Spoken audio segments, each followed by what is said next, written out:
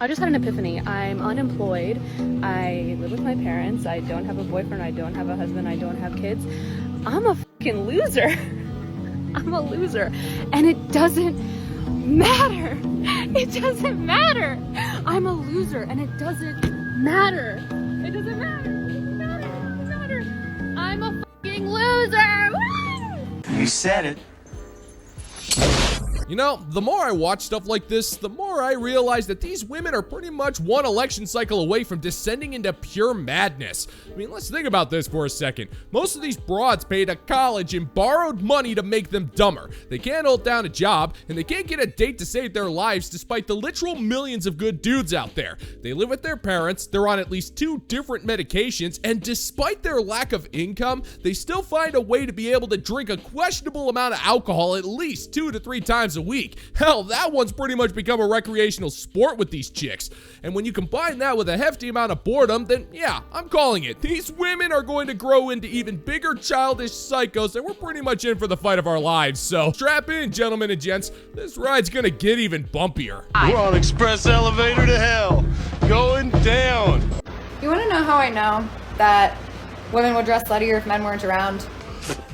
No, and I don't care. I'm a pole dancing instructor. So I have classes where women are encouraged to move sensually and men are not around. And let me tell you, the outfits that they bring to those classes, I know they have no other safe space in their life to wear these outfits. And it is some of the sluttiest, skankiest shit I've ever seen, and I love it. And I love that I provide a space that people can wear those things and not feel that something bad is going to happen to them because of what they are wearing. Because like, it's 2025 and we're still blaming women for other people's actions. Just wanted to give my 2 cents. Don't you put that evil on me, Ricky Bobby! Don't you put that on us! Well, I hate to break it to you, sister, but nobody cares about how your pole dancing students dress. I mean, it would surprise exactly none of us if the outfits they wore involved recycling parts from last year's Halloween costume, where you ended up dressing up as a devil nun avenue strolling Taylor Swift cosplayer. It's your dignity, so throw it out the window any way you see fit. We just don't appreciate it when women go to gyms, dress up in the most revealing clothes possible, and then openly blame us for everything that's ever happened to them when we find ourselves glancing over at the half-naked chick who's taken too long to make sure her butt's in focus as she occupies the tricep machine. And if you feel the need to dress that way for a private pole dancing class, then you shouldn't be blaming us for that. You really should be asking yourself, why? Why do you not only insist on dressing this way, but also dressing that way despite an entire group of men that you've never met, that'll never look at you and have done you literally nothing wrong? Well, I'll tell you, sweetheart, it's literally because you have nothing better to do with your life. I know it, your family knows it, dogs know it.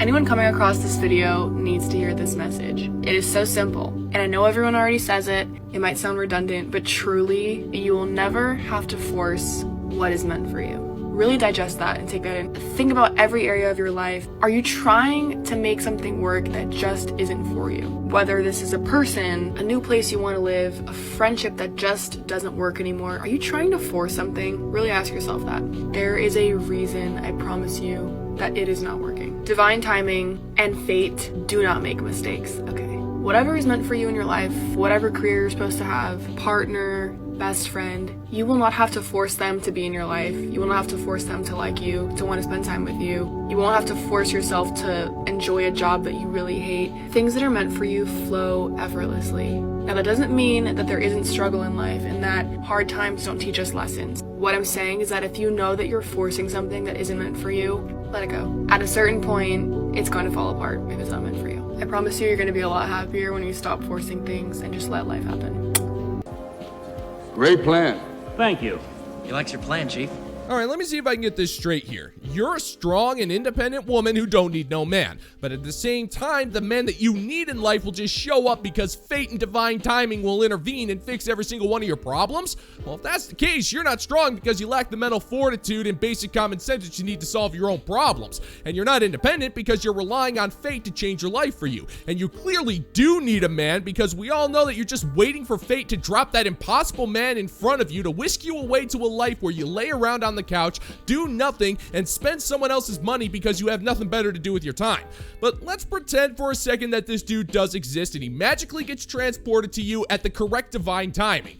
And we'll even pour on some more impossibility sauce and make sure that he's attracted to you and wants to be with you forever. Just trust me on this one, sister. You will fumble that badass faster than you can say, "Where are all the good men at?" You're a slave to the fate that you created for yourself, woman. Yeah, that checks out. That sounds about right. So I have been casually seeing someone. And guys, casual monogamy is where it is at, let me tell you. I just got out of a long relationship like a year ago. I'm still grieving. I'm in a much better place, but I just don't want a relationship right now. I've been through ups and downs of do I want a relationship, do I not want a relationship, blah, blah, blah, what do I want? And at the most, I want to just be by myself and enjoy life on my own and enjoy my autonomy and not have a life partner right now. But I also really want to like explore and like have connections with people and like experience people. But I also don't want to just sleep around. That is without a doubt the dumbest thing I've ever heard. Casual monogamy? Are you freaking kidding me right now? Is that what we're seriously calling it? Woman, let's break this down for a second. You ended a relationship that was so hard that you needed to grieve the end of it, but it wasn't so devastating that you didn't have a problem casually hooking up with a dude to try and take your mind off the fact that you failed in your previous relationship with whatever dude who had the lousy luck of being stuck with you. And considering how everything feels amazing and free, this is not casual monogamy. That's not a thing because there's very little monogamy going on here. It's a freaking rebound, and this dude knows it, but that's not gonna stop him from conducting a third-class trip on the stank train to Tuna Town. And the funny part is how every single person who listens to your gibberish knows what this dude is up to, and the only person who's completely ignorant of it is you, sweetheart. So, when the really hot videographer was like, I'm looking for casual monogamy, I was like, casual monogamy? Say more, tell me more about this.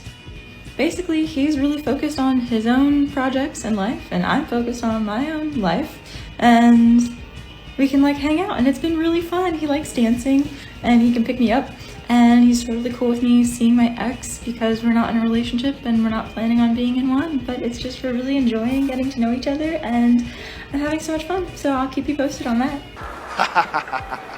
You dumb bastard. Oh, you precious brain-damaged little sapling. That is literally the opposite of monogamy. He doesn't care who you see because this really hot videographer is just interested in having some fun time with your putrid-slicked hellchasm of antibiotic resistance. He doesn't need to get to know you as a person because he has no problem with you using your ex as an emotional punching bag, and it's win-win for him. And because there's no monogamy involved, the second you give this guy any form of lip, he can kick you to the curb as you ugly cry to your ex-boyfriend. And if that guy has any dignity, he won't even offer you a pity hug because he knows exactly where you've been, and he's not willing to fill his bathtub with bleach just so he can feel clean. But I won't lie, I can't help but wonder what this dude has in store for you. So let's go ahead and fast forward for an update. And what do you know? You keep boasting about it because it's the highlight of your entire decade, apparently. That's much too early. Prepare to fast forward. Preparing to fast forward. Fast forward. Fast forwarding, sir. The guy I'm seeing just told me he would understand if I chose my ex over him, and somehow that makes me like him more. He says, Ellie, you're really intelligent, you're really emotionally intelligent, you know what is best for you, and if you thought that what was best for you was being with Tyler, I would want what's best for you too, and I would want that for you. And I'm like, dang, this guy really is emotionally intelligent. I told this to my mom, and my mom is like, wow, he really cares about you. And I think that like freedom or that level of like respect, or as a friend recently said, like kind of like an open door policy, like you can leave whenever you need to, has been the main thing that's made me feel safe with this guy Greer. Like we started as just casual, and that like non-committal, light and easy energy is kind of what's made me feel safe to open up to him and fall for him a little bit. And just knowing that no matter what happens between us, like we can be on good terms and we can be kind to each other, like that feels so lovely and wonderful and makes me like him even more. Jane, you ignorant slut. Woman, I'm begging you, in the name of the intergalactic space god Guard, all hail, take the freaking hint. He is not being emotionally intelligent here. He is telling you to leave him the hell alone and to go back to the dude that you won't shut up about. You've pretty much fast-tracked this situationship to its ultimate conclusion where Chad's trying to kick you out of his life because he's sick of you. And when he says stuff like that, he's just trying to let you down easy. He is telling you to go be with him because he couldn't care less about you. He's got a bunch of other chicks on the side and you're bothering him at this point. And here I was thinking that modern women were supposed to be magically tuned with subtle hints and gestures, but apparently that's not the case because this whole stupid thing backfired. It made you fall in love with him even more when that's the last friggin' thing he actually wanted. And apparently your mother is just as stupid as you are because the apple clearly didn't fall far from that particular tree of failure. But since you won't shut up about this, let's just take a look at one more video and see where this whole freaking mess has gotten you. No, go past this part. In fact, never play this again. Some relationships aren't meant to last forever, and that doesn't mean that they failed. It means that they served their purpose. Sometimes people come into our lives to teach us a specific lesson or to share a certain season with us, and just because it ends, that doesn't mean that it wasn't real or meaningful or impactful or valuable. Some of my most meaningful connections in life have been temporary, and that's okay. I don't want to hold myself back from exploring something even though I'm pretty sure it's going to end one day. And I also don't want to resent a beautiful relationship because it ended. I sure hope somebody picks up that phone. Do what? Because I f***ing called it! Hey guys, here's a quick little riddle for you guys to crack because riddle me the why guys, men, the gender that used to go to war and build churches, text girls, I saw we. I'm sorry, are you still breastfeeding and can't say your R's? What do you f***ing mean? What? Because what made him think that I was gonna be like, aw, he's sorry. You're blocked. Sorry. Never talk to me again. Please, if you never talk to me again, it would still be too soon. You're sickening, and I don't know what the name of a disease would be for that, to say sorry and talk to a girl like that, but it sounds like there's no cure, so you have to get the fuck away from me immediately.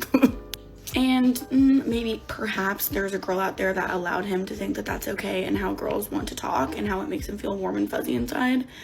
But whoever that girl is, I would love to talk to her and tell her to shut the fuck up next time because that was not okay and it made me have a sick pit in my stomach and I wasn't okay with it. So, please never again. Evil! Pure and simple from the 8th dimension! Well, riddle me this, woman.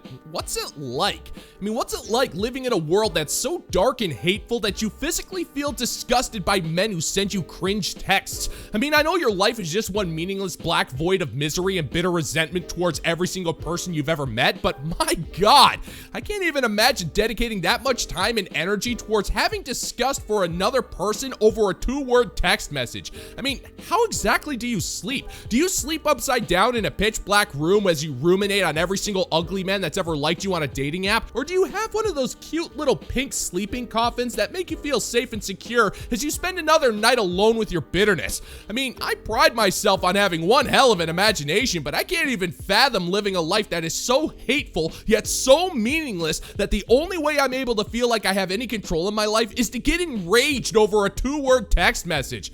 Man, it almost makes me feel sorry for you. But almost. It's tough to have pity for something that's so ugly and hateful. That's funny because it's so true. The horrors persist, and so do I. About me, take the test, ladies. Stop wasting my time. Start with 10 points. A generous king. Body count, 5 to 9, minus 2 points.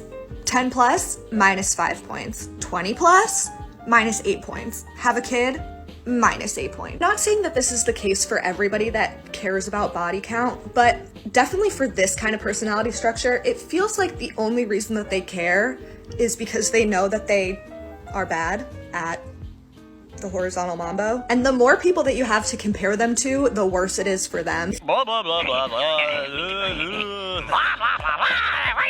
I'm gonna level with you on this one, darling. If your knee-jerk reaction to a dude making a comment on a woman's body count is to immediately make fun of his lack of bedroom prowess, it just proves how insecure you are over the fact that you've racked up more bodies than a single-player campaign through your garden variety side-scrolling Konami shoot-'em-up. Just minus the fulfilling entertainment or the awesome soundtrack. I mean, come on, woman. Making fun of a man's bedroom experience is scraping the bottom of the barrel, even for the likes of you. It's the kind of stuff that out-of-work screenwriters come up with when writing 1980s teen sex comedies. And even then, the dudes on the football team, with their incredibly limited vocabulary, still come up with more clever one-liners than what you've ever had to say in your entire life.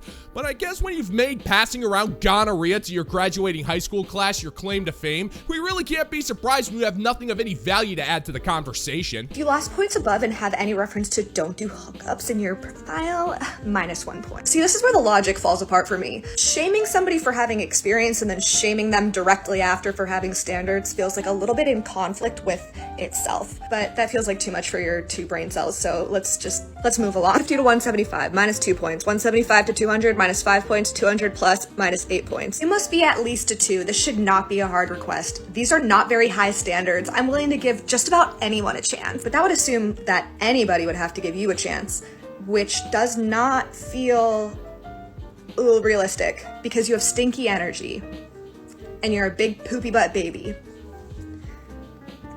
No offense.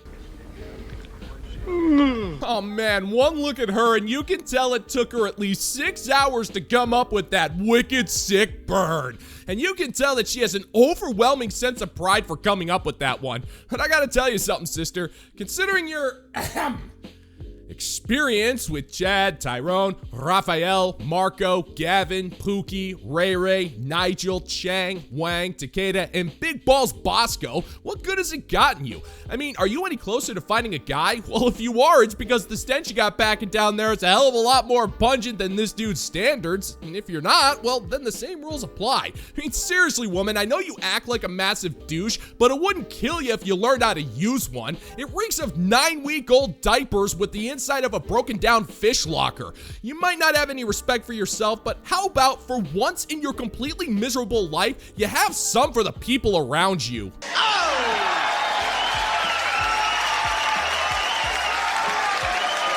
And you know, no episode would be complete without saying thank you to the fine members of the Bounty Board over on Patreon. No matter where they are on Earth, they are known like butter on toast from coast to coast with the generosity that's worthy of a dinner of roast, and they would be the envy of every single ghost. All hail! And if you're interested in supporting the channel, check out the Bounty Board over on Patreon, where $5 a month gets you access to exclusive content you're not going to find on YouTube. And that's going to do it for today's video, gentlemen and gents. And as always, if you find that my particular brand of comedy is bringing you to the brink of laughter, then why don't you scroll on down and click that like and subscribe button, ring the notification bell, leave a couple of comments, and be sure to share this video so we can give the good old-fashioned middle finger to the YouTube algorithm. Thank you once again for checking out the new video, gentlemen and gents, and until next time, peace out, homies.